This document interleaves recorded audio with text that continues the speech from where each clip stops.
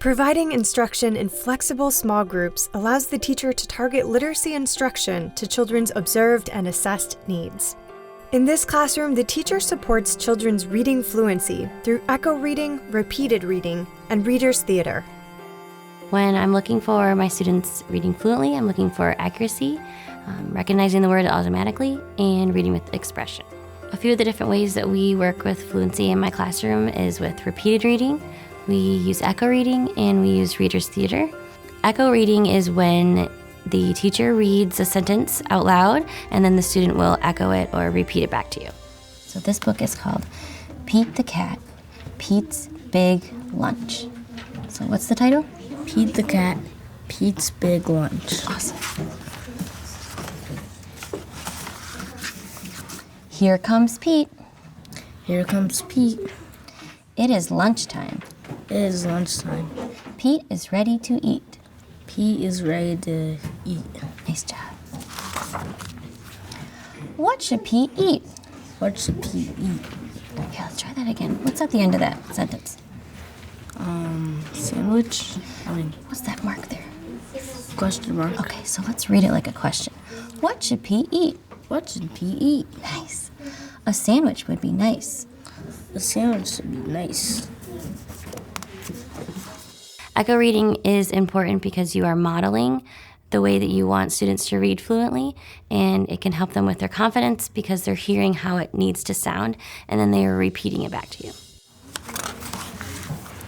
Yes, Pete wants a sandwich. Yes, Pete wants a sandwich. Pete opens the fridge. Pete opens the fridge. Nice job, Taylor. You did a great job repeating my expressions. Very good.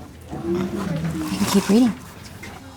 Repeated reading is when a child reads a text repeatedly over and over again so that they feel comfortable with the text, and then they're able to whisper read or read a little bit louder to me in the mornings so that they can hear themselves read out loud and I can check their fluency at that time. Where? Nice job. Here, let's read this last sentence one more time. What should I wear? Awesome, great job. When I first give a student a book, a lot of the words are unfamiliar to them, and so using repeated reading, they're seeing that same text over and over again. So they're getting more practice with some of the words that they're unfamiliar with, and then when they can read it out loud to me, we can start working on their expression. I noticed there are a lot of questions in your book. When you ask a question, what does your voice sound like? No. When you ask a question, at the very end of the sentence, what does your voice sound like? Like a little bit, little upper voice. Yeah, an upper voice, yeah. Mm-hmm. So can you think of another question? Let's read this question and have your upper voice at the end. Where's Spot? Nice.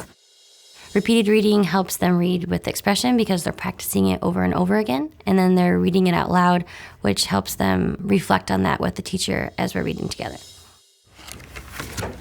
Is she in the box? No. Here, let's read those no's one more time. Okay. No. Nice.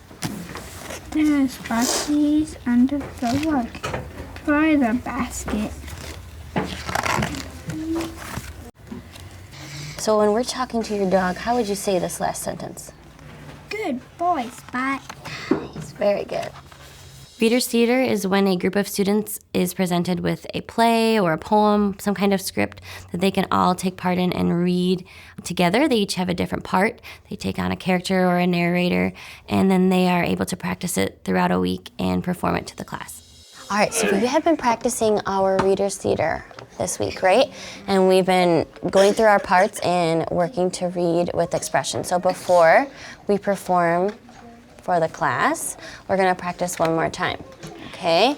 This process kind of goes day by day. So you introduce the script to your students and you assign parts. I like to read through the whole script together and then assign the parts so that students are familiar with everything in the reading and they can kind of hear how it sounds. And then we rehearse day after day during their reading group time so that we can be ready to perform it for the class.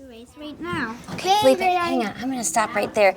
Felipe, I want you to read that one more time and just read a little bit louder for me, okay? And just a teeny bit slower so that when the whole class is sitting and watching, they can hear your voice, okay? We have some students in our class that have been practicing a reader's theater that they're going to perform for you today. So I just want to remind you to use your best listening ears and watching eyes. Okay, and then as always, a good audience can give them a big round of applause when they're finished. Okay. Reader's theater is helpful because it is a lot of repetition as you're practicing, so it kind of goes back to repeated reading. But they're also using their expression because they are performing it for their classmates. So they want their classmates to enjoy it. They want to have fun. They want to sound excited or sad or frustrated, whatever the feeling is with their character. So it helps them read fluently because they're searching for that expression with their character as they're reading their part. So before we get started, we are going to have our classmates introduce the part that they have in the play and what the name of their character is. Narrator. Fox. Mom. Clyman. Dexter. Reader's theater is also fun because you're getting to perform something, so it's kind of a different activity than the usual reading activity you might find, so it makes the students a little bit more excited to read. Owen, if you want to introduce? Adapted from Fox on Wheels by James Marshall.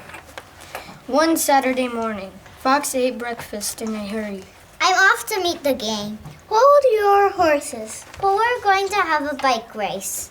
I need some help around here. Doing what? Take your choice. You can look after Louise, or you can go shopping. Fox looked at Louise. Too much trouble. I'll shop. At the market, Fox ran into the gang.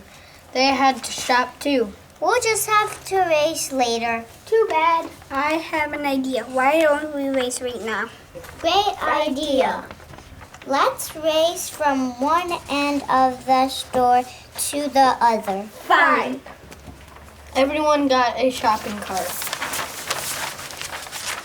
The students that are in the audience are not only practicing their listening skills, but they are also seeing their classmates perform in a way which is fun for them, and there is a lot of interaction that can happen that way. Instead of the teacher modeling fluency for the class, it's neat for the audience to see their friends and their peers modeling that fluency.